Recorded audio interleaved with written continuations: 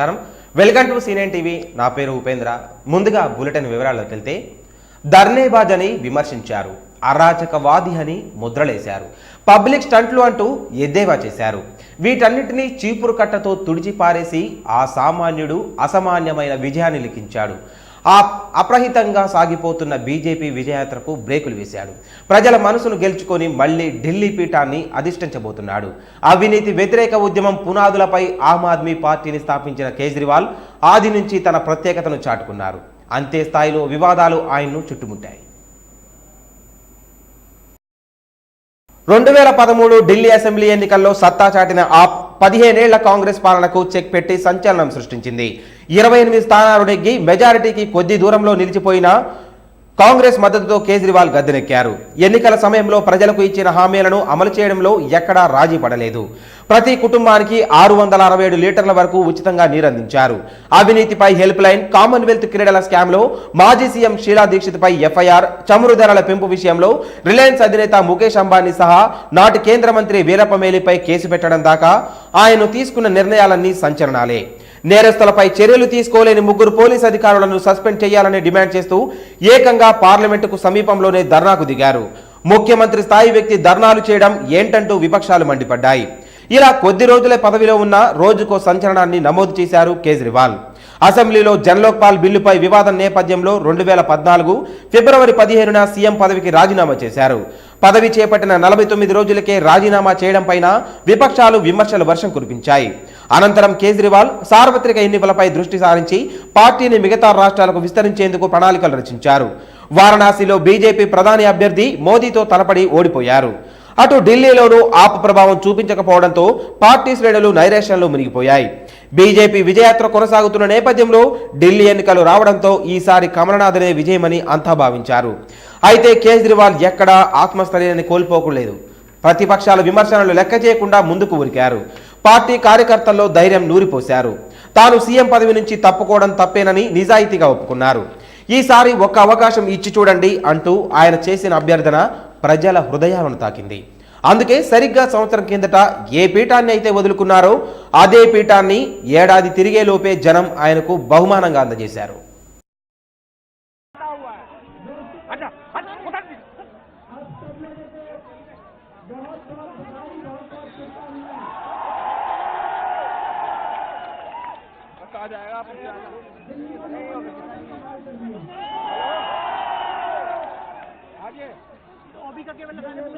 का केबल लगाओ।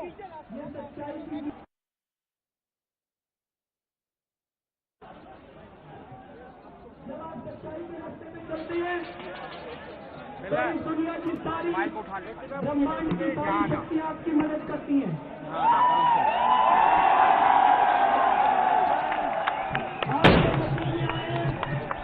वो वाकई अद्भुत है।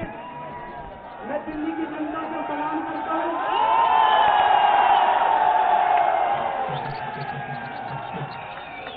लेकिन जब कार्यकर्ताओं ने रात दिन मेहनत की, कई लोग ऐसे हैं जिन्होंने अपनी नौकरियां छोड़ दी, कई लोग ऐसे हैं जिन्होंने अपनी दुकानें बंद कर दी, 24-24 घंटे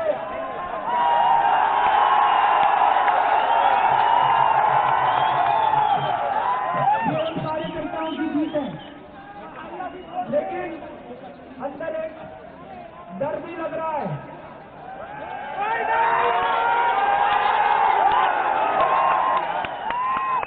वेरी स्कैरी, जितना बड़ा बरामद दिल्ली की जनता ने हमें दिया है। मैं एक ही निवेदन करना चाहूंगा सभी कार्यकर्ताओं से, भाई 2 मिनट, सभी हमारे एमएलए से, पूरी पार्टी से, जरा सा भी अहंकार मत करना। आज जो कांग्रेस का हाल हुआ वो उनके अहंकार की वजह से हुआ। आज जो बीजेपी का हाल हुआ वो उनके अहंकार की वजह से हुआ। अगर हमने अहंकार किया तो यही सबक जनता हम लोगों को 5 साल के बाद सिखाएगी। हम लोगों को बिल्कुल अहंकार नहीं करना है। हाथ जोड़ के सब लोगों की सेवा करनी है। दिल्ली के लोग ఢిల్లీ అసెంబ్లీ ఎన్నికల్లో సునామీ సృష్టించిన ఆమ్ ఆద్మీ పార్టీ అధ్యక్షుడు అరవింద్ కేజ్రీవాల్ బుధవారం ఉదయం కేంద్ర పట్టణాభివృద్ధి శాఖ మంత్రి వెంకయ్యనాయుడుతో భేటీ అయ్యారు. ఈ భేటీ అనంతరం వెంకయ్యనాయుడు మాట్లాడుతూ అనధికార కాలనీల క్రమబద్ధీకరణ, కొత్త కళాశాలలు, స్కూళ్ల స్థలాల అంశాలపై చర్చించినట్టు తెలిపారు. ప్రమాణ స్వీకారానికి రావాలని కేజ్రీవాల్ ఆహ్వానించారని ఆయన తెలిపారు. ఢిల్లీ అభివృద్ధికి కేంద్ర ప్రభుత్వం అన్ని విధాలా సహకరిస్తుందని కేంద్ర పట్టణాభివృద్ధి శాఖ మంత్రి వెంకయ్యనాయుడు తెలిపారు. వెంకయ్యతో భేటీపై సిసోడియా మాట్లాడుతూ ఢిల్లీకి పూర్తిస్థాయి రాష్ట్ర హోదా ఇవ్వాలని కోరామన్నారు. ఢిల్లీలో అనధికార కాలనీలను క్రమబద్ధీకరించడానికి కేంద్రం సహకరించాలని కోరామని సిసోడియా తెలిపారు. రాజకీయాలను పక్కన పెట్టి ఢిల్లీ అభివృద్ధికి పూర్తిగా సహకరిస్తామని హామీ ఇచ్చారన్నారు. ఈ రోజు సాయంత్రం రాష్ట్రపతి, గురువారం ఉదయం ప్రధాని నరేంద్ర మోదీని కలుస్తామని సిసోడియా తెలిపారు.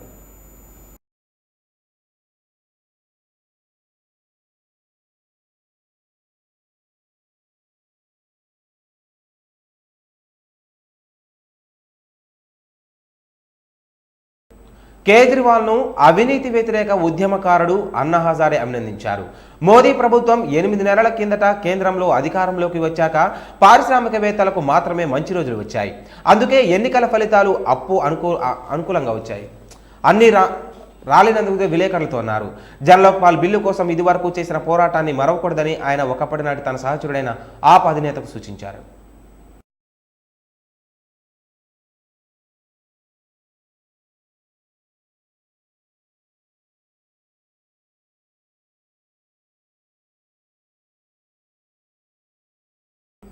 కేజ్రీవాల్కు పూర్తి మార్కులు, ఆయనకు నా అభినందనలు. కేజ్రీవాల్ ఆయన పార్టీని ఢిల్లీని ప్రపంచ స్థాయి నగరంగా అభివృద్ధి చేస్తారని, ప్రజలకు ఇచ్చిన హామీలను అమల్లోకి తెస్తారని ఆశిస్తున్నా అని బేడీ ట్వీట్ చేశారు. ఇప్పుడు ధర్నాలతో ఎలాంటి లాభం ఉండదు, ఘర్షణాత్మక వైఖరిని వీడనాడాలి, బలమైన సహకార ధోరణిని అవలంబించాలని పేర్కొన్నారు. ప్రధాని నరేంద్ర మోడీ తనపై ఉంచిన నమ్మకాన్ని నిలబెట్టుకోలేకపోయినందుకు బేడీ విచారం తెలిపారు. మీ అంచనాలకు అందుకోలేకపోయినందుకు మన్నించమని కార్యకర్తలను కోరారు. అయితే ఎన్నికల్లో బీజేపీ ఓటమికి బాధ్యత స్వీకరించడానికి నిరాకరించారు. ఎన్నికల్లో తాను ఓడిపోలేదని, పార్టీ ఓడిపోయిందని, ఓటమిపై పార్టీలో అంతర్మదనం జరపాలని ఆమె వ్యాఖ్యానించారు. The kind of respect and trust they posed in me, उसका कोई मुकाबला नहीं है. मैं पहली बार आपको बताना चाहती हूँ कि उन्होंने मेरे से 1 रुपया भी नहीं लिया इलेक्शन लड़ने के लिए. 1 रुपया नहीं मेरे से लिया, मुझे जैसी थी वैसे लिया. ये एक रेयर इतिहास है कि एक पार्टी आपको कैंडिडेचर देती है और आपसे 1 रुपया भी नहीं मांगती है. सो इसलिए जिस तरीके का विश्वास और इज्जत और मान और एक्सेप्टेंस मुझे, मैं आपको तहे दिल से धन्यवाद करती हूँ. आपने वोट किया या नहीं किया मुझे उसका मतलब, लेकिन आप हमारे लिए जागे रहे और वो जानते थे कि मैं भारतीय जनता पार्टी की कैंडिडेट हूँ, लेकिन वो जागते रहे और इज्जत मान दिया. वोट किया नहीं किया मैं फिर से कहती हूँ आपका बहुत बहुत धन्यवाद. ईश्वर करे मेरी दिल्ली, हमारी दिल्ली आज वर्ल्ड क्लास सिटी बन के दिखाए, क्योंकि यही है मोदी जी का सपना, यही है लीडरशिप का दृढ़ निश्चय कि वर्ल्ड क्लास सिटी बनाएंगे. मैं आशा करती हूँ कि अब अरविंद केजरीवाल जी वह उनके नेतृत्व में और उनकी पार्टी अब दिल्ली को वर्ल्ड क्लास सिटी देगी. ये जो अर्बन रिच और अर्बन पुअर का गैप खत्म करेगी और अर्बन पुअर को अब मकान देगी, खूब मकान देगी, स्कूल देगी, चिकित्सा देगी, काम देगी, पानी देगी, बिजली देगी, सफाई देगी. बहुत गंदगी देखी मैंने, बहुत गंदगी देखी. साथियों मैं कह ही रही थी, मैं अभी तक आपको इसलिए वेट कराया कि मैं वेट करना चाहती थी कि कृष्णनगर कॉन्स्टिट्यूएंसी का भी रिजल्ट आ जाए. मैं कृष्णनगर की कॉन्स्टिट्यूएंसी का भी धन्यवाद करती हूँ जिन्होंने मेरे लिए वोट किया, लेकिन उन्होंने मुझे कबूल नहीं किया. मैं धन्यवाद करती हूँ उसका भी, क्योंकि मैं कल ही कह रही थी कार्यकर्ताओं के धन्यवाद में कि कृष्णनगर अगर मैं जीत के आती हूँ तो पहला महीना तो मुझे कृष्णनगर की सिर्फ सफाई करनी पड़ेगी. अरविंद को मुबारक देती हूँ. Congratulations to Arvind Kejriwal and the entire AAP party that they have done exceedingly well. मैंने ट्वीट भी किया है, full marks to Arvind Kejriwal and his team. ये पूरे नंबर वाली बात है. वो सबसे ज्यादा नुकसान होता है तो उसके स्कूल खिंचते हैं, उसकी चिकित्सा जाती है, उसकी सड़क लुटती है, उसके यहाँ सफाई नहीं होती है, उसकी महिला इसमें सिक्योरिटी गड़बड़ होती है, क्योंकि जहाँ करप्शन होती है सारा सिस्टम टूट जाता है. అసెంబ్లీ బడ్జెట్ సమావేశాలు మార్చి 7వ తేదీన ప్రారంభం కానున్నాయి. తొలి రోజు గవర్నర్ ఈఎస్ఎల్ నరసింహన్ ఉభయ సభలను ఉద్దేశించి ప్రసంగిస్తారు. వచ్చే ఆర్థిక సంవత్సరానికి జీరో స్థాయి బడ్జెట్ను ఆర్థిక మంత్రి యనమల రామకృష్ణుడు మార్చి 12వ తేదీన అసెంబ్లీకి సమర్పించనున్నారు. అదే నెల 30వ తేదీన ఇందుకు సభ ఆమోదం పొందనున్నారు. కేవలం 16 పని దినాలతో బడ్జెట్ సమావేశాలను ముగించాలని ప్రభుత్వం నిర్ణయించిందని గమనార్హం. సాధారణంగా ఈ సమావేశాలను నెల రోజుల పాటు నిర్వహిస్తారు. అలాంటిది ఎందుకో గానీ రాష్ట్ర ప్రభుత్వం ఆ విధంగా సమావేశాల నిర్వహణకు వెనకాడుతోంది. కాగా వచ్చే ఆర్థిక సంవత్సరానికి బడ్జెట్ 1,00,000 కోట్ల రూపాయలకు పైగానే ఉంటుందని ఆర్థిక మంత్రి యనమల రామకృష్ణుడు మంగళవారం తనను కలిసిన విలేకరులు చెప్పారు. అసెంబ్లీ బడ్జెట్ భేటీకి సంబంధించి ఆర్థిక శాఖ రూపొందించిన ఫైల్కు స్వల్ప మార్పులతో రాష్ట్ర ప్రభుత్వం ఆమోదం తెలిపింది. జీరో స్థాయి బడ్జెట్ రూపకల్పనకు చంద్రబాబు ప్రభుత్వం నిర్ణయం తీసుకున్న నేపథ్యంలో ఆ మేరకు కసరత్తును ఆర్థిక శాఖ ఉన్నతాధికారులు పూర్తి చేశారు. ప్రధానంగా పలు రంగాలకు సంబంధించిన 7 నిమిషాల్లోని పథకాలు, కార్యక్రమాలకు బడ్జెట్లో కేటాయింపులు చేయనున్నారు.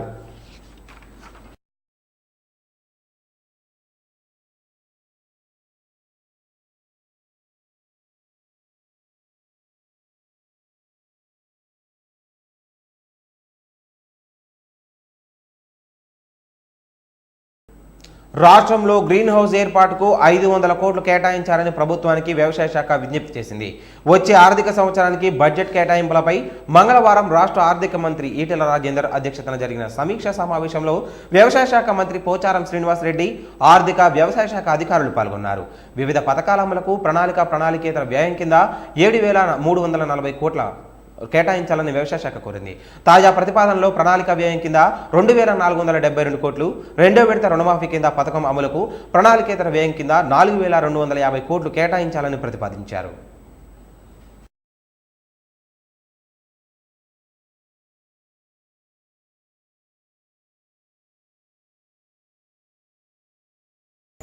అటు ఆంధ్రప్రదేశ్ రాష్ట్రంలోని వైద్య కళాశాలల్లో మౌలిక వసతుల కల్పనకు 370 కోట్ల రూపాయలను కేంద్రం విడుదల చేసేందుకు అంగీకరించిందని రాష్ట్ర వైద్య ఆరోగ్య శాఖ మంత్రి కామినేని శ్రీనివాస్ వెల్లడించారు. కేంద్ర ఆర్థిక శాఖ మంత్రిని కలిసిన మంత్రి విలేకరులతో మాట్లాడారు. ఆంధ్రప్రదేశ్లో స్వైన్ ఫ్లూ అదుపులోనే ఉందన్నారు. రాష్ట్రంలోని 30 ఆసుపత్రుల్లో స్వైన్ ఫ్లూకు చికిత్సలు అందిస్తున్నామన్నారు.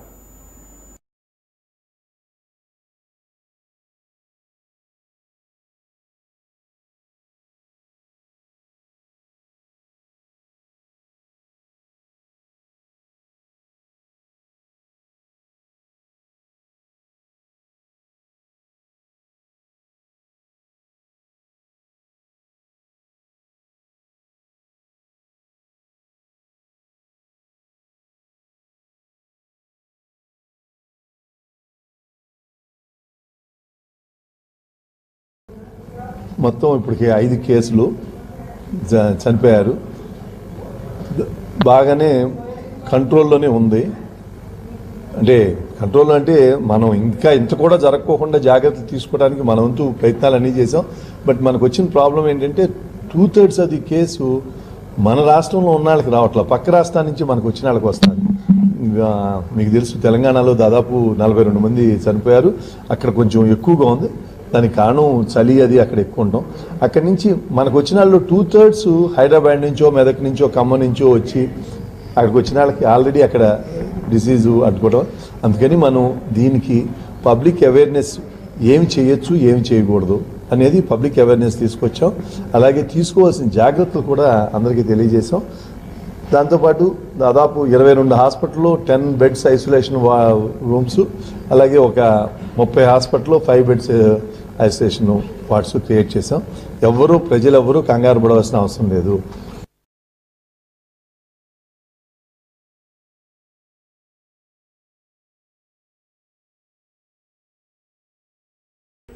చెస్ట్ ఆసుపత్రిని తరలించాలంటూ తెలంగాణ ప్రభుత్వం నిర్ణయాన్ని వ్యతిరేకిస్తూ బీజేపీ నేత నాగం జనార్దన్ రెడ్డి హైకోర్టులో పీల్ దాఖలు చేశారు. కేసీఆర్ పాలన చూస్తుంటే భయం కలుగుతుందని ఆయన అన్నారు. హెరిటేజ్ భవనాలను కూల్చవద్దని నిబంధనలు ఉన్నా కేసీఆర్ పట్టించుకోవట్లేదని మండిపడ్డారు. టీఆర్ఎస్ ప్రభుత్వం తీసుకునే ప్రజాకంటక నిర్ణయాలను ఎదిరించగల విధంగా ప్రజల్లో చైతన్యం రావాలని నాగం పేర్కొన్నారు.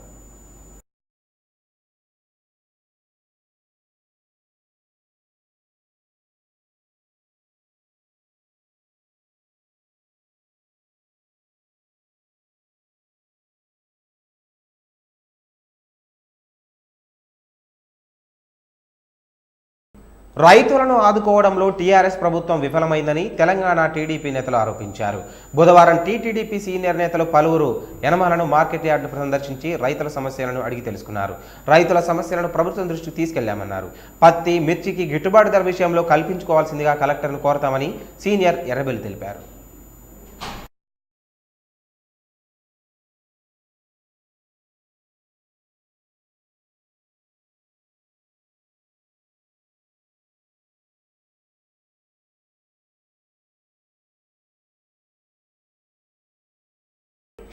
పరాయి దేశం నుంచి పాలిస్తున్నట్లు ఉందన్న చంద్రబాబు నాయుడు తన పార్టీ పేరును మార్చుకోవాలని తెలంగాణ ఐటీ శాఖ మంత్రి కేటీఆర్ సూచించారు.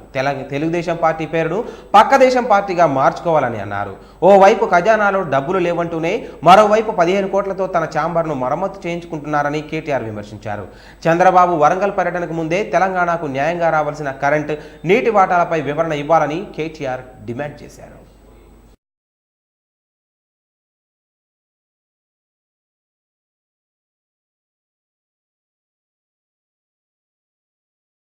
ఆదిలాబాద్ జిల్లా మంచిర్యాలలోని ఐబీ చౌరస్తాలోని R&B గెస్ట్ హౌస్లో సిపిఐ పార్టీ ఆధ్వర్యంలో బెల్లంపల్లి మాజీ శాసనసభ్యులు గుండా మల్లేష్ ప్రెస్ మీట్ ఏర్పాటు చేశారు. ఈ సందర్భంగా ఆయన మాట్లాడుతూ ఢిల్లీలో ఆమ్ ఆద్మీ పార్టీ సాధించిన అఖండ విజయం కాంగ్రెస్, బీజేపీ పార్టీలకు చెంపపెట్టు అని వ్యాఖ్యానించారు. బీజేపీ ప్రజా వ్యతిరేక నిర్ణయాలే బీజేపీ ఓటమికి కారణమన్నారు. నరేంద్ర మోడీ హవా ఢిల్లీలో పనిచేయలేదన్నారు. తెలంగాణ రాష్ట్రంలో టీఆర్ఎస్ ప్రభుత్వం విద్యుత్ ఛార్జీలు పెంచే ఆలోచనను ఉపసంహరించుకోవాలన్నారు. గతంలో ఇసుక మాఫియాను వ్యతిరేకించిన టీఆర్ఎస్ ఇప్పుడు ప్రభుత్వమే ఇసుక టెండర్లు చేపట్టే విధంగా జీవో జారీ చేయడం హేయమైన చర్య. ప్రజా వ్యతిరేక నిర్ణయాలపై సిపిఐ పార్టీ ఉద్యమాలు చేస్తుందని తెలిపారు.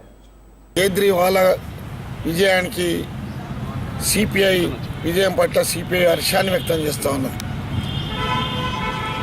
మేము ఈ సందర్భంగా చెప్పేది ఏంటంటే, నరేంద్ర మోడీ గెలిచి సంవత్సరం తిరగక ముందే స్వతహాగానే ఒక బలమైనటువంటి వ్యక్తిగా ప్రచారంలో ఉండేటువంటి కేజ్రీవాల్ను ప్రజలు ఆదరించి అఖండమైనటువంటి విజయాన్ని చేకూర్చినారు. ఈ ఒహామే ప్రభావం పనిచేయలేదు, నరేంద్ర మోడీ ప్రభావం చేయనటువంటి తీర్పు, ప్రజల తీర్పు అనేటువంటి మనం ఈ కోణంలో చూడవలసినటువంటి అవసరం అనేటువంటిది. విద్యుత్ ఛార్జీలను పెంచితే సహించనని చంద్రబాబు నాయుడిని హెచ్చరించినటువంటి కేసీఆర్ విద్యుత్ ఛార్జీలను పెంచేటువంటి కార్యక్రమానికి త్వరలో పూనుకుంటానికి సన్నాహాలు చెప్తా ఉన్నాడు. ఇవి చాలా దారుణమైనటువంటి విషయం. ఏకపక్ష నిర్ణయాలు మంచి కావు అనేటువంటి విషయాన్ని మేము సందర్భంగా చెప్తాం. ఎక్కడ అన్యాయం జరుగుతుందో అక్కడ మేము నిలబడతాం, ప్రజలకు అండగా నిలబడతాం అనేటువంటి ఈ సందర్భంగా చెప్తాను. అంతేకాదు, నిన్ననే ఒక జీవో వచ్చింది. ఇవాళ ఇసుక వ్యాపారాన్ని ప్రభుత్వమే డైరెక్ట్గా చేయడానికి ఆదేశాలు జరిగాయి. నిన్నటిదాకా ఇసుక మాఫియాలు, మంత్రులు, ఎమ్మెల్యేలు, దగాకోరులు, సంపన్నులు, రాజకీయ నాయకుల అండ్లతోని ఇసుక వ్యాపారాన్ని యథేచ్ఛగా కొనసాగించినారు. విధి విధానాలు తయారు చేసి జీవోని తయారు చేసింది. ఈ జీవోను ఉపసంహరించాలని సిపిఐ తరఫున మేము రాష్ట్ర ప్రభుత్వాన్ని హెచ్చరిక చేస్తున్నాం. మరిన్ని వివరాలు చూడబోయే ముందు బులెటిన్లో షార్ట్ బ్రేక్ తీసుకుందాం. Stay with us.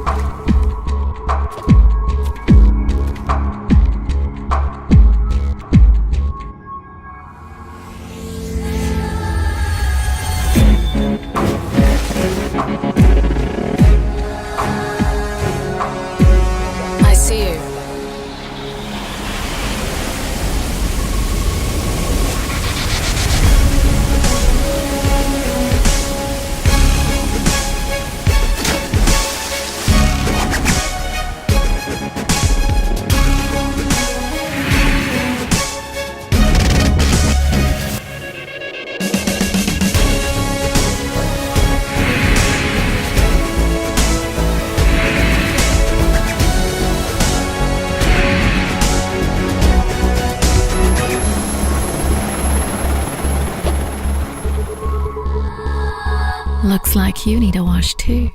The new generation Scorpio.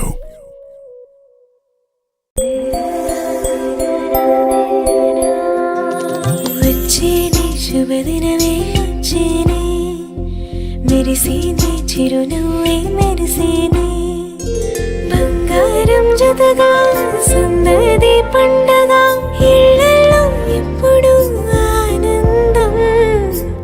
Sankranti పండగ సందర్భంగా బంగారు ఆభరణాలకు తరుగులో 20% తగ్గింపు. జిఆర్టీ జ్యువెలర్స్.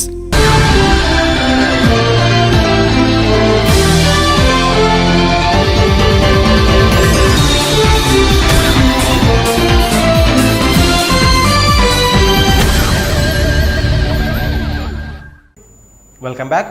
శ్రీశైలం నాగార్జున సాగర్ ప్రాజెక్టుల్లో కనీస నీటి మట్టాల కంటే దిగువన ఉన్న నీటిని కూడా వాడుకోవడం ద్వారా ప్రస్తుత సాగు తాగునీటి సమస్యను పరిష్కరించుకునే దిశగా ఏపీ తెలంగాణలు అడుగులు వేస్తున్నాయి. రెండు రాష్ట్రాలకి నీటి అవసరాలు ఉన్నాయని ఎవరూ రాజీపడి తమ అవసరాలను వదులుకునే పరిస్థితుల్లో లేనందున ప్రాజెక్టులు దాదాపుగా ఖాళీ అయ్యే వరకు నీటిని వాడుకొని ఈ ఏడాది గట్టెక్కడమే ఉత్తమ మార్గంగా రెండు రాష్ట్రాలు భావిస్తున్నట్టు సమాచారం. AP ENC Venkateswara Rao, Telangana ENC Muralidhar Rao మంగళవారం ఏపీ నీటిపారుదల శాఖ ముఖ్య కార్యదర్శి ఆదిత్యనాథ్ దాస్ ఛాంబర్లో సమావేశమయ్యారు. కనీస నీటి మట్టాలను పట్టించుకోకుండా రెండు ప్రాజెక్టులను వీలైనంత మేరకు ఖాళీ చేస్తే ప్రస్తుత అవసరాలను తీర్చుకోవాలనే ప్రతిపాదనపై చర్చించారు. ప్రస్తుతం శ్రీశైలంలో 839.3 అడుగుల మట్టం వద్ద 60 టీఎంసీలు నీటి నిల్వ ఉంది. తాగునీటి అవసరాల కోసం 834 అడుగుల మేరకు ఖాళీ చేయడానికి అవకాశం ఉంది. అయితే 800 అడుగుల వరకు ఖాళీ చేయాలని రెండు రాష్ట్రాలు యోచిస్తున్నాయి. నాగార్జున సాగర్ ప్రస్తుతం 533 అడుగుల మట్టం వద్ద 174 టీఎంసీల నీటి నిల్వ ఉంది. 510 అడుగుల వరకు నీటిని వినియోగించుకోవడానికి అవకాశం ఉంది. ఈ ప్రాజెక్టులో నీటిని 500 అడుగుల వరకు వాడుకోవాలనే ప్రతిపాదన ఉంది. కనీస నీటి మట్టాల కంటే దిగున ఉన్న నీటిని కూడా వాడుకోవడమే రెండు రాష్ట్రాలు ఏకాభిప్రాయానికి వస్తే మొత్తం 50 నుంచి 60 టీఎంసీల నీటిని వాడుకోవడానికి అవకాశం ఉందని అధికార వర్గాలు తెలిపాయి.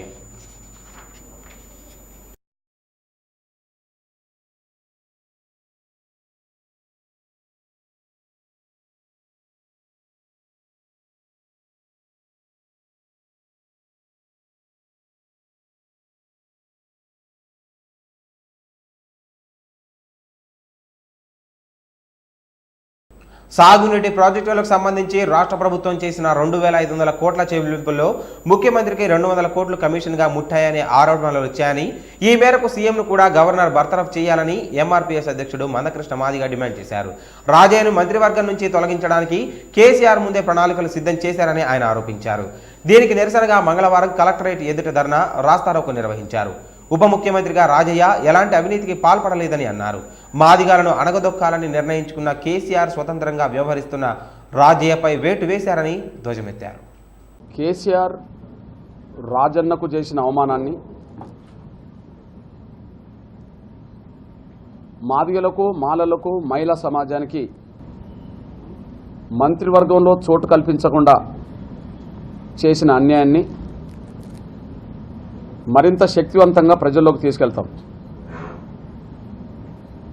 కేసీఆర్ భర్తం కేసీఆర్ను ఎవరన్నా వదులుతారేమోనని అనుకుంటే ప్రతిపక్షాలు ఆయనను వదలడానికి ఏమైనా అవకాశం ఉన్నది, కానీ ఎంఆర్పిఎస్, ఎంఎస్పీ మాత్రం ఆయనను వేటాడుతుంది. ఆయన చేసిన తప్పులను, మోసాలను ప్రజల్లో నిరూపిస్తుంది, బహిరంగంగా శిక్షిస్తుంది. రాష్ట్ర విభజన విషయంలో తప్పు చేశామని ప్రజలు క్షమించాలని పీసీసీ అధ్యక్షుడు ఎన్ రఘువీరారెడ్డి కోరారు. తిరుపతి ఉప ఎన్నికల సందర్భంగా మంగళవారం ఎంఆర్పల్లిలో జరిగిన సభలో ఆయన మాట్లాడారు. అన్ని పార్టీల అంగీకారంతో విభజన చేశామని, ఇప్పుడు ఆ పాపం కాంగ్రెస్ నెత్తన వేస్తున్నారని ఆయన అన్నారు. దొంగ హామీలు ఇచ్చి అధికారంలోకి వచ్చిన టీడీపీని తరిమి కొట్టాలని పిలుపునిచ్చారు.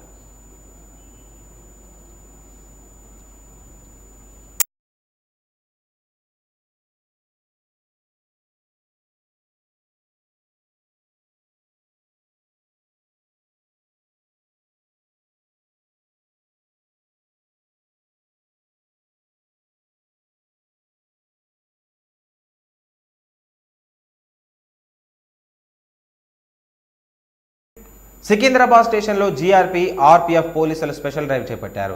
ఎంఎంటీఎస్ రైళ్లలో ప్రయాణికులను వేధిస్తున్న హిజ్రాలను పోకిరేలను పోలీసులు అదుపులోకి తీసుకున్నారు. మహిళా బోగిలో ఎక్కి వేధిస్తున్న 100 మంది పోకిరేలను అరెస్ట్ చేశారు. జనరల్ కంపార్ట్మెంట్లలో హిజ్రాలు ప్రయాణికులు డబ్బుల కోసం వేధిస్తున్నారు. డబ్బులు ఇవ్వకపోతే ఇష్టానుసారంగా తిట్టడం పనిగా పెట్టుకున్న 10 మంది హిజ్రాలను పోలీసులు అరెస్ట్ చేశారు. ప్రతిరోజు తాము హిజ్రాల ఆగడాలను భరించలేకపోతున్నామని ప్రయాణికులు పోలీసులకు మెరపెట్టుకున్నారు.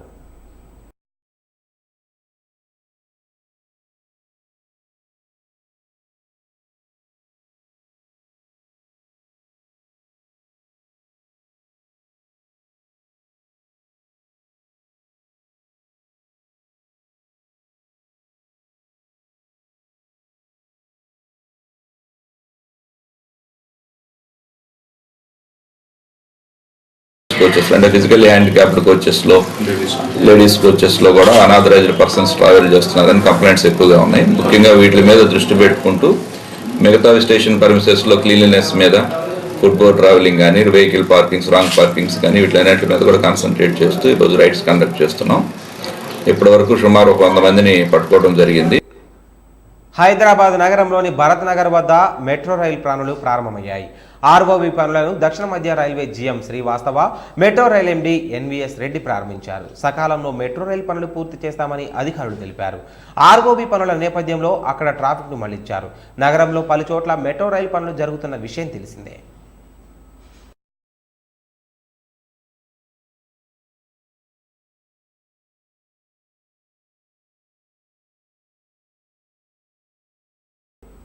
తెలుగు ఎంటర్టైన్మెంట్ మార్కెట్లోకి స్టార్ ఇండియా గ్రూప్ ఎంటర్ అయింది. మా టీవీ స్టార్ గ్రూప్ సంస్థ మధ్య వ్యాపార ఒప్పందం కుదిరింది. స్టార్ ఇండియా ఆపరేషన్స్లో మా టీవీ భాగం కానుంది. కొన్ని వాటాలను మా టీవీ స్టార్ గ్రూప్కు విక్రయించింది. మా టీవీ మేనేజ్మెంట్ బుధవారం మీడియా సమావేశం ఏర్పాటు చేసింది. ఈ సందర్భంగా మా టీవీతో ఒప్పంద వివరాలను సీఈఓ నిమ్మగడ్డ ప్రసాద్ వివరించారు. ఈ కార్యక్రమంలో మా టీవీ భాగస్వాములు హీరోలు అక్కినేని నాగార్జున, చిరంజీవి పాల్గొన్నారు. ఈ సందర్భంగా స్టార్ ప్రతినిధి ఉదయ్ శంకర్ మాట్లాడుతూ ఇప్పటి వరకు తమకు తెలుగులో ప్రసారాలు లేవని, మా టీవీతో టైఅప్ ఆ లోడ్ తీరిందన్నారు. అయితే బ్రాడ్కాస్టింగ్ బిజినెస్లో భాగస్వాములు మాత్రమేనని స్టార్ ప్రతినిధి తెలిపారు. కంపెనీ యాజమాన్యం కొనసాగుతుందని, ప్రమోటర్లు వాళ్లే ఉంటారని పేర్కొన్నారు. ఇక నుంచి మా బ్రాండ్ స్టార్గా మారుతుందన్నారు. రెగ్యులేటర్ అనుమతులు రాగానే అమల్లోకి వస్తుందన్నారు. తెలుగు ప్రేక్షకులకు అత్యుత్తమ కార్యక్రమాలు అందించేందుకు ప్రయత్నిస్తామని తెలిపారు. channel. It has been a beautiful journey. In this journey, not only we attempted to redefine the viewing experience of Telugu people, but we also have been successful. Hello to all of you, and first of all my greetings and thank you to Mr. Arvind, Mr. Nagarjuna, Mr. Chiranjeevi, and I'll introduce my team here. This is Sanjay Gupta, who is the Chief Operating Officer for Star Network, and that's Mr. K. Madhavan, Managing Director of all our South Indian businesses. We are delighted, as Mr. Prasad said, we are delighted to share with you that Star ఇతర విమాన సంస్థల మాదిరిగానే spice jet కూడా ticket ధరల్లో rate తగ్గించింది.